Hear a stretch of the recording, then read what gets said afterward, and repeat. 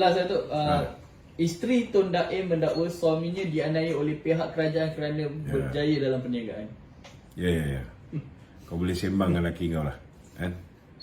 Dia ingat rakyat Malaysia ni semua bodoh lah, kan? Tak tahu yang lelaki dia ada aset yang luar biasa ni, kan? Semata-mata kerana lelaki dia dulu adalah bekas Menteri Kewangan. Belum lagi cerita duit UMNO yang dia seludup, yang dia seleweng dan sebagainya, kan? Hari ini kalau dia tidak sakit hari ini, dia hari ini dah didakwa. So tak payah nak sembang. Kau hadap je dulu, kan? Macam mana kita orang dulu dihadapkan ke muka pengadilan, kan? Aku report orang makan rasuah, aku yang kena penjara. Hari ni kau hadap pula, jangan cakap banyak. Laki kau bersih ke tak bersih, jawablah di mahkamah.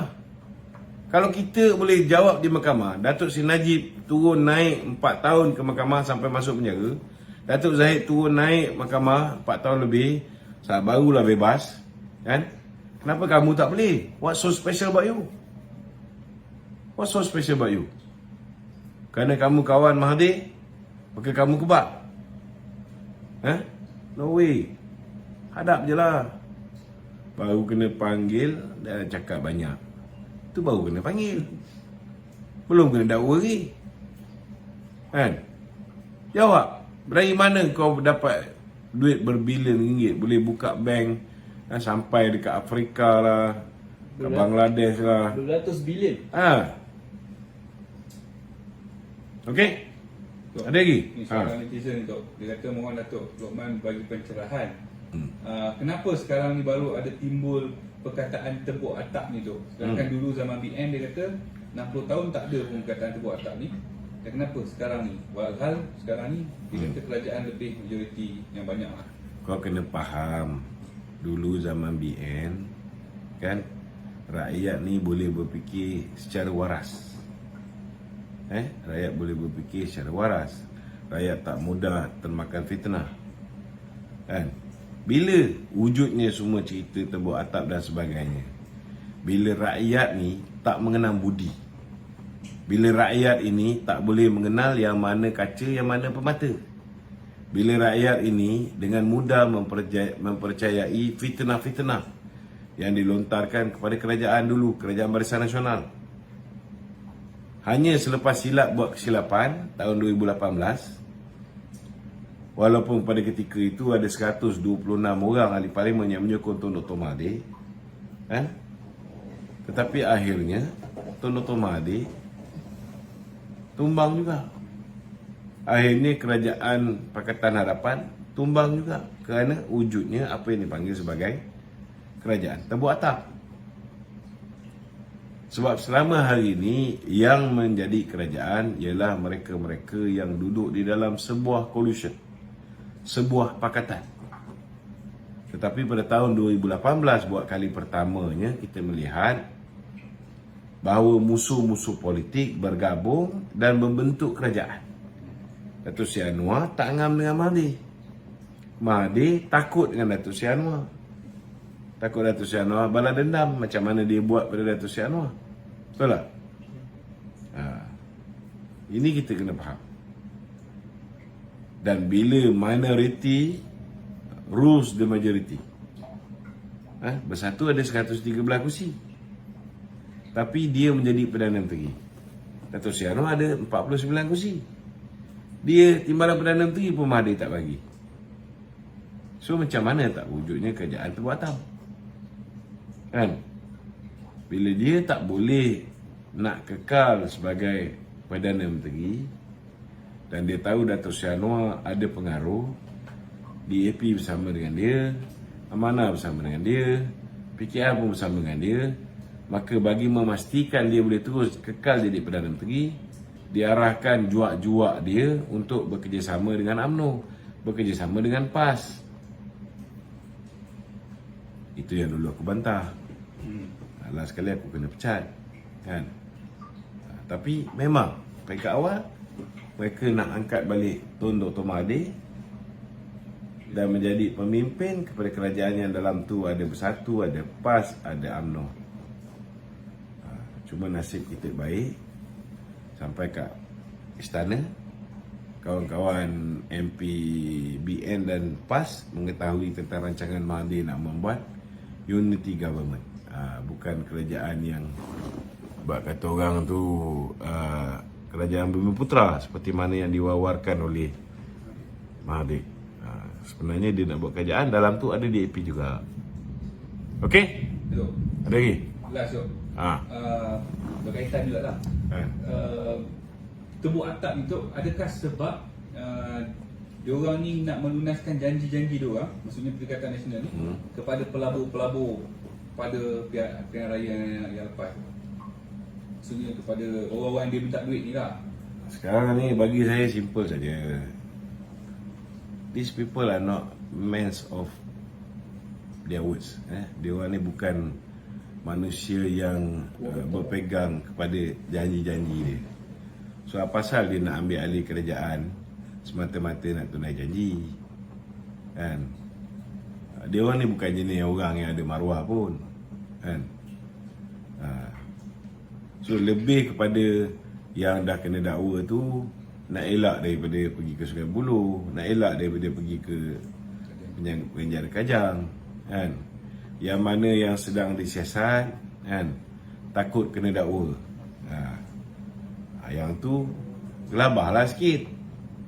Mulalah kata itu ni 70% Bumiputera, orang Melayu ni orang yang menjadi majoriti kerajaan alam ni, kita sepatutnya bersatu dan sebagainya apa semua kan. Bila time kau ada kuasa, kau sumbat bekas pemimpin UMNO, kau sumbat presiden kau pun kau nak sumbat, kan? Tak payah cakap lah, kan? Sembang je. Lain kali dah tahu diri tu tak bersih, banyak masalah, kan? Janganlah buat kerja-kerja subversif ni, nak tukar kerajaan dan sebagainya, kan? Cuba sopan santun sikit, duduk diam, tak ada orang kacau kau, kan? Okey, sambung dengan soalan di studio. Okey Dok, minggu lepas kecoh rumah ahli Parlimen Beruas, YB Ngai Koham dibakar tu kan. Politik ekstrim yang cuba disampaikan oleh, kita tak tahulah siapa dalam pelaku kan, tapi benda ni bila kita ikut balik atau kita trace balik, ianya datang daripada kebencian yang diterapkan oleh Perikatan Nasional itu. Dia macam ni, saya bersetujulah, saya mengecam orang-orang yang mengambil tindakan yang ekstrim, membaling molotov, koktail dan sebagainya ke rumah Ngai Koham apa semualah. Ini budaya yang tak sepatutnya diamalkan dalam negara kita. Dalam masa yang sama juga, saya menasihatkan sahabat-sahabat kita macam Ngai Koham dan sebagainya, bila nak mengeluarkan kenyataan juga, tolong pastikan bahawa kenyataan kamu itu tidak akan mengguriskan hati orang Melayu. Kenyataan kamu itu tidak akan menguris hati orang Islam. Kan? Bagi saya ini sangat bahaya, kerana kita tak nak bila rakyat tak berpuas hati dengan kenyataan-kenyataan yang dikeluarkan, tak kiralah pemimpin mana keluarkan, bila dia tengok tidak ada tindakan undang-undang diambil pada Ngai Koham dan sebagainya, mengeluarkan kenyataan provokasi, meminta supaya bukan Islam dilibatkan dalam urusan mahkamah syariah kan? Undang-undang syariah. So ini menyebabkan rakyat mengambil tindakan sendiri, kan? Bahaya benda ni. Contohnya lah, kalau dulu orang tangkap maling, tangkap pencuri, masuk kampung, kan? Tangkap, bawa pergi balai, lepas. Bukan di Malaysia, dah di Indonesia lah. Tangkap, bawa pergi balai, lepas. So lama-lama bila dia orang tangkap, dia orang tak lepas kan, dia orang tak hantar pergi balai. Dia orang pukul sampai yang mati pun ada. So kita tak nak rakyat sampai mengambil tindakan, dia sendiri menjadi pendakwa, dia sendiri menjadi hakim. Jangan sampai rakyat jadi hakim negara. Tak betul cara tu.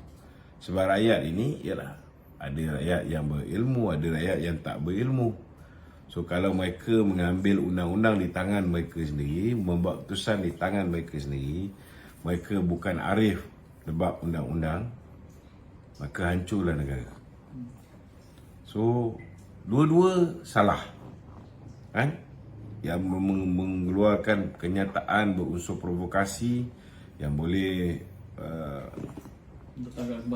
mendatangkan kemarahan golongan tertentu, berhentilah daripada mengeluarkan kenyataan sedemikian rupa. Nasib baik kereta dia yang dibakar. Kalau dia bakar orangnya, betul tak? Kena ingat, kalau mereka boleh bakar kereta, rumah, tak mustahil lepas ni mereka boleh buat kepada orang yang nak dituju. Kan? Bahaya ni. Budaya ni jangan biarkan berleluasa. Okey? Okay tu, dalam petikan akhbar saya petik ni kan, One Saiful Wan Jan ni dia cakap pembangkang ni bahas tiada isi. Pembangkang bahas tiada isi. One Saiful Wan Jan mendakwa tiada liputan media. Maknanya pembangkang ni dia tak dapat liputan media, so dia bagi alasan yang tak betul. Kalau nak kirakan peliputan media dia orang ni lagi hebat daripada liputan media kita. Sebab dia orang ni duit Januari baru pun tak habis. Duit sakau, duit judi pun tak habis. Mereka masih lagi media bagi media buy kepada media-media masa ni. So tak payah nak sembang kan? Tak payah sembang. Okey.